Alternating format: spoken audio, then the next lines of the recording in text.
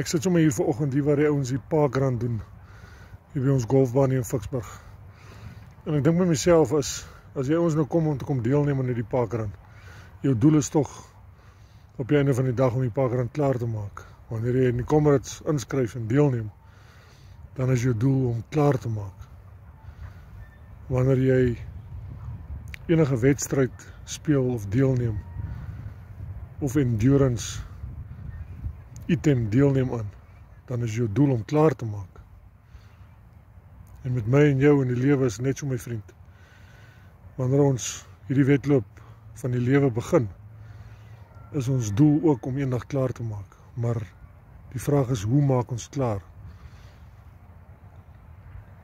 Is ons strewe daarna om by God op te eindig wanneer ons hierdie wedloop voltooi? En dis die groot vraag, nee. Hoe ek en jy hierdie wedloop hardloop. En laat ons nie kort paaie sal vat nie. En laat ons nie dink,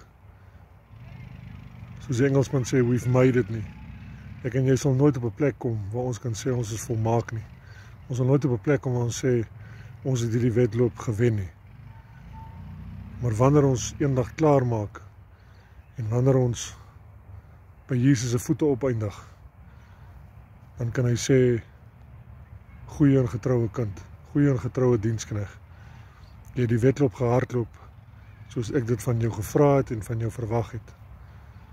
En dis nie altyd so maklik nie, want ek en jy gaan deur baie trials en tribulations in hierdie lewe van ons, in hierdie wêreld. En jy word baie te nagekom miskien. Jy voel dalk dat jy word baie te nagekom, is nie altyd so nie, maar irrelevant. Ek en jy moet hierdie wedloop so hardloop dat dit goed sal wees in die oë van God. Dat ek en jy nie moet gevra word, onthou jy daar en daar en daar het jy probeer kort paaie vat en jy van die pad af gegaan en gedink jy gaan vinniger by die eindstreep uitkom. Nee, God sien alles, my vriend. Hy sien alles. En ek en jy sal met eendag verantwoording doen hoe ons hierdie wedloop gehardloop het. So, hou jou oë op die wenpaal, hou jou oë op die wenstreep. Jesus Christus. Hou jou oë op die wenstreep. Hy is die enigste manier hoe jy by die Vader kan opeindig. So hou jou oë op hom gerig en dan sal jy dit maak, my vriend. Baie lief vir julle, tot ons weer gesels.